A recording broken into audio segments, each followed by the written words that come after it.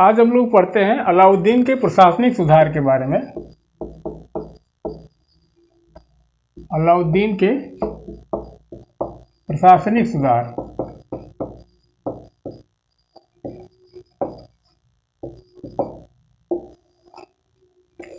इतना विशाल साम्राज्य स्थापित करने के बाद अलाउद्दीन के लिए आवश्यक हो गया था कि उनको सुचारू रूप से संचालन के लिए एक सशक्त और कुशल प्रशासन बनाया जाए, जिससे कि उसको नियंत्रित किया जाए।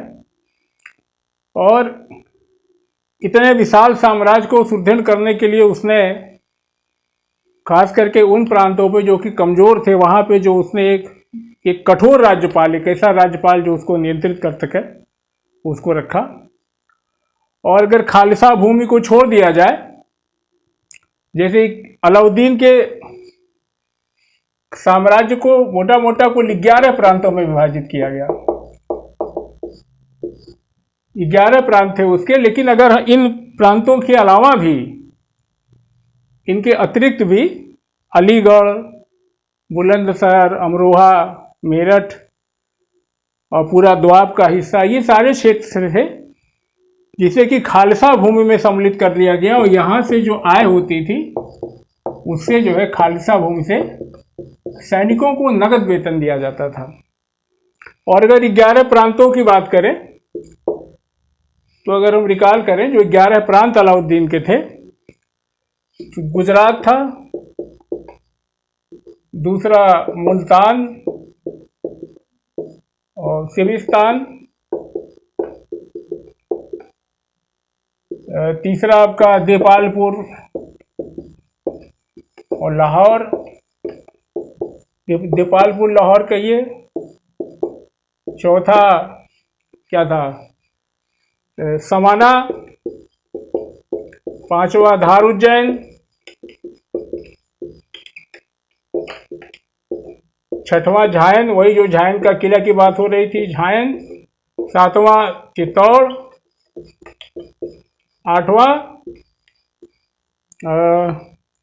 आठवां आपका चंदेरी और याज। चंदेरी और याज। और 9वां आपका बदायूं। और 10वां अवध कह लीजिए, और 11वां कड़ा। ये जो है 11 प्रांत थे अलाउद्दीन के समय। 11 प्रांत थे, 11 प्रोविंसेस थे।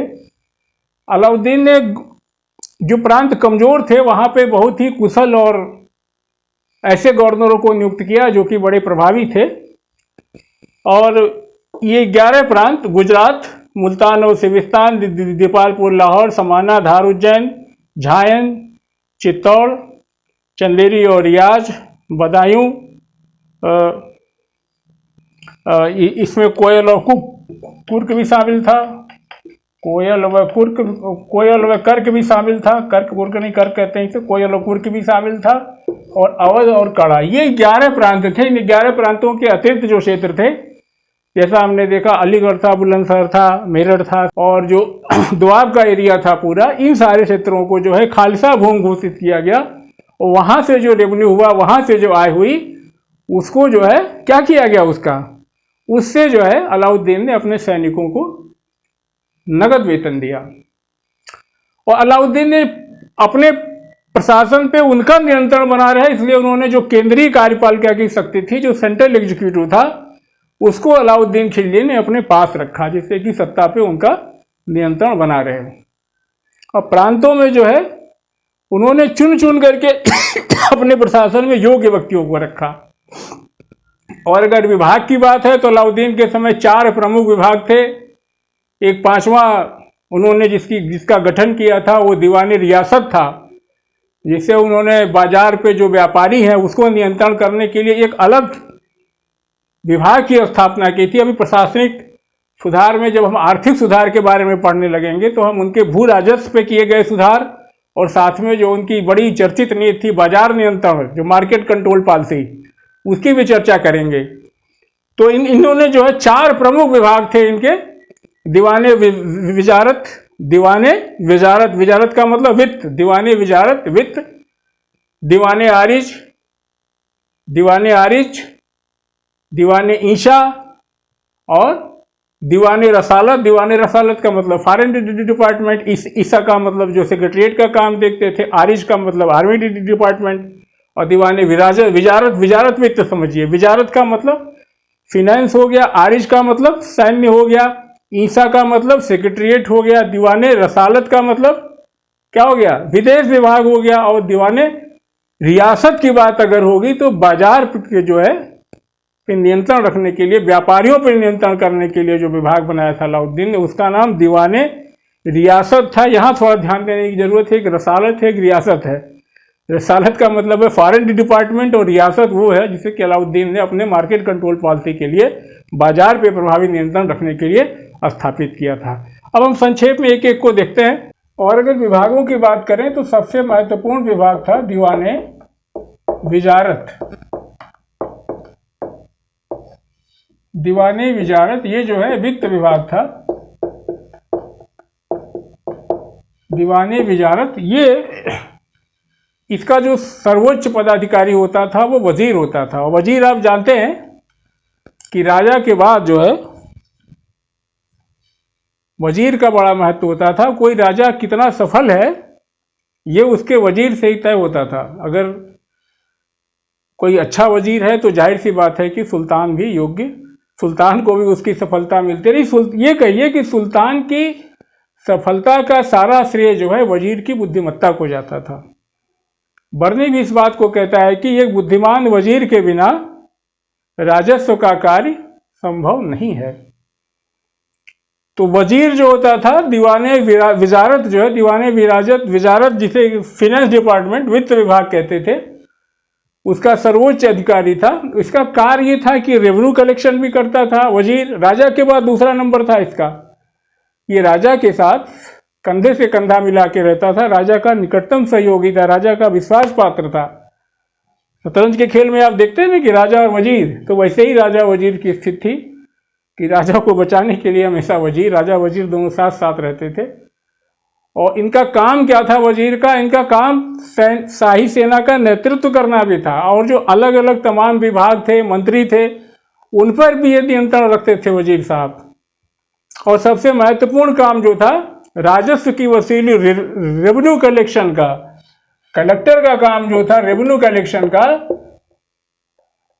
वो भी काम जो है ये वजीर साहब किया करते थे। वजारत है ना, ये वजारत वित्त विभाग, ये का प्रमुख वजीर हुआ करता था। ठीक।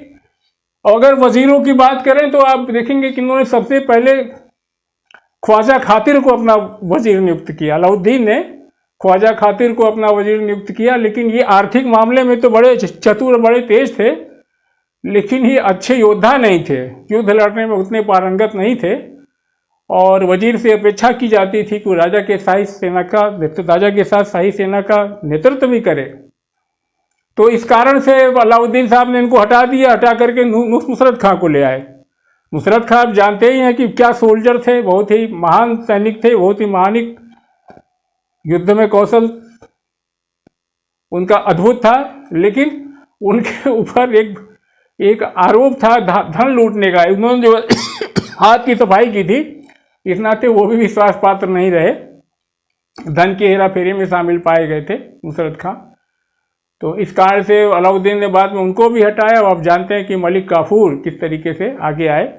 ये इनके प्रमुख वजीरों की बात है। और दूसरा महत्वपूर्ण विभाग था दीवाने आरिज। दीवाने आरिज, ये विजारत था, ये आरिज है। ये सैन्य विभाग का मतलब था, सैन्य विभाग। आरिज का, दीवाने आरिज का मतलब है सैन्य विभाग। ये जो है सैन्य विभाग था। और दीवाने आरिज का जो सबसे सर्वोच्च पद था, दीवाने आरिज का सैन्य विभाग का जो सर्वोच्च पद था वो क्या था? आरिजे मुमालिक, आरिजे मुमालिक था। यानी दीवाने आरिज जो है आर्मी डिपार्टमेंट को कहते थे, और उनका सर्वोच्च पद जो था, जो हाईएस्ट पोस्ट थी, वो आरजे ममालिक की थी। और आरजे ममालिक का ये काम था कि वो जो है सैनिकों को भर्ती करता था, उनकी टर्म्स एंड कंडीशन देखना, उनको वेतन भत्ता करना, असलहों का निरीक्षण करना, उनको प्रशिक्षण की व्यवस्था करना, उनका निरीक्षण करना। और ये आरजे ममालिक जो हुआ करते थे ये अपने सैनिकों के साथ बड़ा मित्रवत व्यवहार रखते थे, तभी तो एक अच्छी तरीके से अपनी सेना को संभाल पाते। और स्वयं अलाउद्दीन भी अपने सैनिकों के प्रति बड़ा सहिष्णुता रखता था। और तीसरा महत्वपूर्ण विभाग था दीवाने ईशा। दीवाने ईशा, ये आप जानते हैं कि दीवाने ईशा का कह लीजिए कि रॉयल सेक्रेटरीट, रॉयल सेक्रेटरीट या कहिए शाही सचिवालय। दीवाने ईशा विभाग जो था आज के सेक्रेटरीट जैसे था, ये राजा का सचिवालय जैसा था। और वहाँ उसका हेड जो है उसका प्रधान कार्य क्या था दीवाने ईशा का? दीवाने ईशा का प्रधान कार्य था कि वो देखता था कि वो पत्र व्यवहार करना, अब विभिन्न राज्यों के बीच में वहाँ से कोई पत्र आते थे उनको राजा तक पहुँचाना, उसके लिए जवाब ड्राफ्ट करना, राजा को दिखाना, उसको भेजना। तो ये सारे कार्य जो है जो आज का सचिवालय करता है कि राज्यों के साथ पत्र व्यवहार करना, उनके पत्रों को संरक्षित रखना, ड्राफ्ट तैयार करके राजा को देना, ये सारा काम जो शाही सचिवालय का था उसके लिए एक विभाग वहाँ पे था दीवाने ईशा। क्या था? दीवाने ईशा। और इसका जो सर्वोच्च पद होता था वो दीवाने ममालिक के हाथ में था। इसका जो प्रधान होता था वो दीवाने ममालिक था। दीवाने ममालिक उर्दू के शब्द हैं ये, दीवाने ममालिक। इसे जो है दबीरे ममालिक भी कहते थे।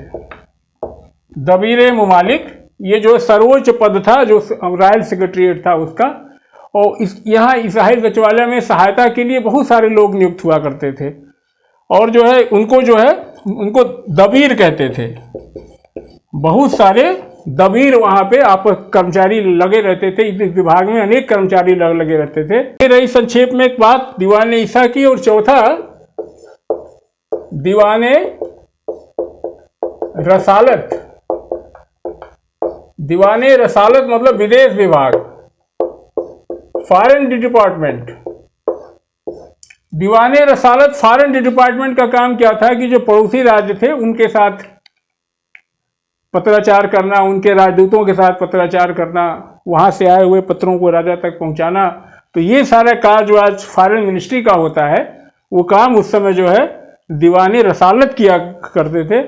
और पड़ोसी राज्यों के साथ जो भी पत्राचार होता था, शाही पत्राचार होता था, वहाँ से कोई पत्र आते थे राजा के लिए, या किसी राजदूतों को नियुक्त करना है, किसी राजदूतों से कोई बात कहनी है, समझनी है, ये सारे काम जो है दीवाने रसालत के अंतर्गत आता था। और बर्नी बताते हैं, बर्नी ने किसी दीवाने रसालत का नाम नहीं दिया है, तो इसे लोग ये निष्कर्ष निकालते हैं कि शायद ये विभाग जो है स्वयं अलाउद्दीन खिलजी के पास था, इसको उन्होंने किसी को नहीं दिया था। दीवाने रसालत विदेश विभाग था। और एक दीवाने रियासत था। अलाउद्दीन ने एक अलग विभाग दीवाने रियासत की स्थापना की थी, जिसका उद्देश्य था व्यापारियों पर नियंत्रण रखना, या कहिए to control and regulate the market economy of Delhi सल्तनत की। वो चाहते थे कि प्राइसेस हैं कमोडिटीज की, जो इसेंशियल कमोडिटीज हैं उनकी प्राइसेस स्टेबल हो, जिससे कि इसेंशियल कमोडिटीज के दाम स्थिर हों, जिससे कि लोगों को शोषण से बचाया जा सके।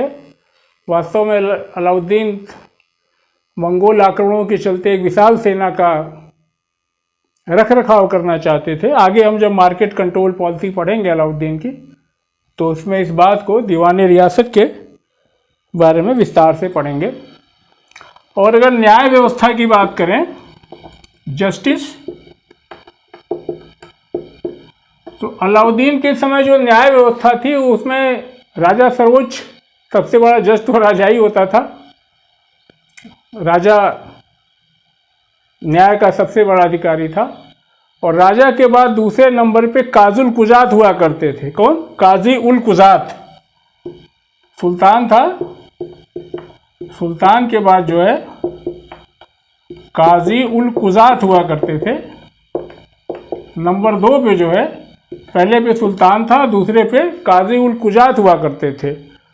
और इसके बाद जो है नायब काजी होते थे। ये काजी हो गए काजी उल कुजात, इसके बाद नायब काजी होते थे। काजी उल कुजात, सुल्तान सबसे ऊपर था, उसके बाद काजी उल कुजात दूसरे नंबर के जज थे, और उसके नीचे जो है नायब काजी हुआ करते थे, और जिन्हें कि अदल भी कहते थे।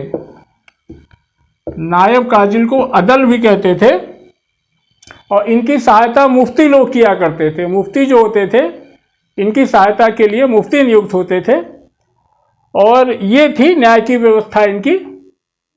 और प्रांतों की बात अगर कहें तो वहाँ जो प्रांतपति होता था, गवर्नर होता था, वहाँ जो काजी होते थे, और अनेक जो छोटे मोटे अधिकार। अच्छा, याद रखिए कि जो आदमी शक्तिशाली होता है, जैसे कि सोचिए कोई बड़ा अधिकारी हो, या सेनापति हो, या राजकुमार हो, इसे आप न्याय करने से नहीं रोक सकते। आज भी आप देखे होंगे कि छोटा मोटा कोई अपराध होता है तो कोई अगर पुलिस वाला बुला के डांट के समझौता करा दिया, तो इसी तरीके से अगर सेनापति के सामने कोई ऐसी घटना घटी तो सेनापति वहीं उसका न्याय कर देंगे। सेनापति के न्याय को चुनौती कौन देगा? इसी तरीके से अगर राजा के बेटे हैं, राजकुमार साहब हैं, कहीं गए, देखे कोई छोटी सी घटना घटी और ऐसा लगा कोई लोग न्याय मांगने आए, उन्होंने निर्णय दे दिया, उनका निर्णय अंतिम हो गया। इसी तरीके से कोई बड़ा अधिकारी है सूबे का, वो आया, वो तो कहने का मतलब है कि इन सारे अधिकारियों के साथ साथ जो है, जो सेनापति था, या जो अन्य प्रमुख अधिकारी हुआ करते थे, या जो राजकुमार हुआ करते थे, जिन्हें कहिए कि सुल्तान हुआ, सुल्तान के जो सुपुत्र लोग हुआ करते थे, ये लोग जो है शाही खानदान के लोग हुआ करते, ये लोग भी न्याय किया करते थे।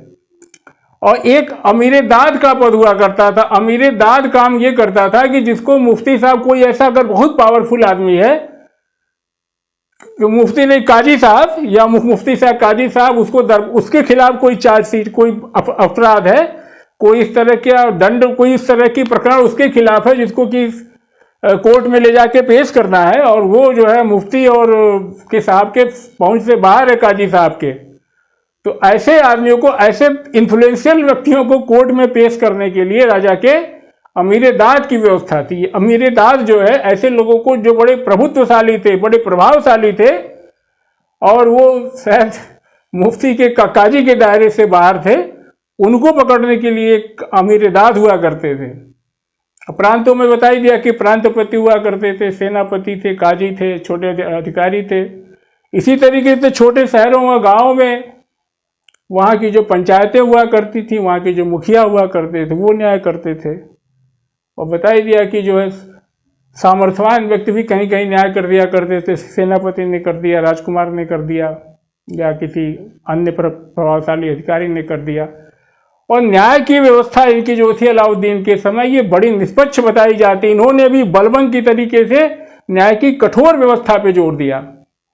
और न्यायाधीश निरंकुश न हो जाए जज, इसके लिए उन्होंने गुप्तचरों की नियुक्ति की। और ये गुप्तचर जो है घूम करके उनका पता किया करते थे कि भाई ऐसा है कि कहीं जस्टिस में कोई घोटाला तो नहीं हो रहा है, कहीं ऐसा तो नहीं है कि न्यायाधीश अत्याचारी हो गया है, जहां आवश्यकता से अधिक दंड दे रहा है, यहाँ का जहां दंड की आवश्यकता ही नहीं है वहां तो दंड नहीं दे रहा है। ऐसे कार्यों के लिए गुप्तचरों की नियुक्ति की गई।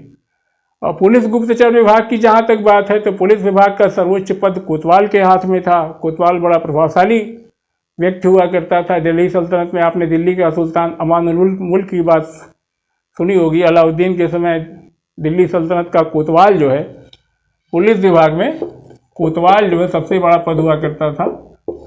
अलाउद्दीन के समय अमानुल मुल्क जो था, दिल्ली का कोतवाल था। और अलाउद्दीन ने जो है पुलिस व्यवस्था में भी सुधार किया। कोतवालों के अंतर्गत उन्होंने जो है 3 महत्वपूर्ण पद सृजित किए। पहला दीवान रियासत था, दूसरा सहना था, तीसरा मुहस्सिब था। मुहस्सिबों का काम ये था कि वो आचारों पर भी, वो जो है आचरण पे भी नियंत्रण रखते थे, बाजारों पे नियंत्रण रखना, और जो तराजू है, वाट है, माप है, इन सारी चीज़ों पे नियंत्रण रखने का काम भी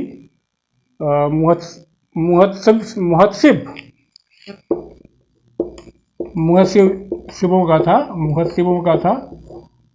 और शहना, मुहत्सिब और दीवानी रियासत। दीवानी रियासत के बारे में आप जानते ही हैं। ये 3 पद जो है, ये सारी जो है कोतवालों के अधीन कार्य करते थे। और गुप्तचरों का भी नेटवर्क बड़ा अच्छा था। गुप्तचर में वरीद को गुप्तचर कहते थे, और वरीद मुमालिक, गुप्तचर वरीद और वरीद मुमालिक जो है सर्वोच्च पद था गुप्तचरों का। और इनकी सहायता के लिए मुन्नी हुआ करते थे। बड़ा रोचक नाम है मुन्नी। ये जो है वरीदों की, गुप्तचरों की सहायता करते थे। ये छोटे मोटे आचरण पे नियंत्रण रखे थे। ये घर घर जा करके डोर डोर जो है वहां से गुप्त सूचनाएं इकट्ठा किया करते थे। और लोग जो है वरीदों से और मुन्नियों से बहुत डरा करते थे उस समय। और सैनिकों की बात जहाँ तक है तो अलाउद्दीन ऐसा पहला सुल्तान था दिल्ली सल्तनत का जिसने कि अस्थाई केंद्रीय सेना का ये अपनी व्यवस्था बनाई। पहले लोग दूर से सेना मंगा लेते थे, लेकिन पहला सुल्तान था जिसने कि शक्तिशाली, पावरफुल स्टैंडिंग आर्मी अपनी बनाई। और फरिश्ता तो यहाँ तक कहता है कि इनके पास 4,75,000 कैवलरी थे, घुड़सवार थे।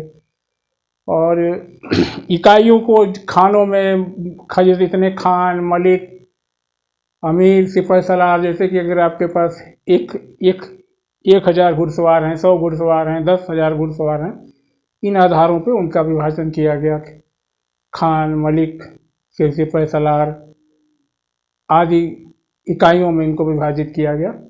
और 10,000 से अधिक जो पैदल सैनिकों की जो इकाई हुआ करती थी, टुकड़ी हुआ करती थी, वो जिस तरीके से मंगोलों को तुमन कहते थे। कभी याद रखिएगा कि तुमन आता है, तुमन, यहाँ लिखिए तुमन। तुमन का मतलब होता है कि 10,000 सैनिकों की जो यूनिट हुआ करती थी, 10,000 सैनिकों की ये पैदल सैनिक थे। 10,000 पैदल सैनिकों की जो यूनिट हुआ करती थी उसे तुमन कहते थे। ये मंगोलों के सिस्टम पे आधारित थी। और सेना का जहाँ तक सवाल है तो पैदल सेना और घुड़सवार मुख्य थे, हाथी का भी प्रयोग होता था। अच्छा, सैनिकों की हुलिया रखने का काम और सैनिकों को नगद वेतन देने का काम, ये दोनों काम अलाउद्दीन ने किया। ये बड़ी महत्वपूर्ण बात है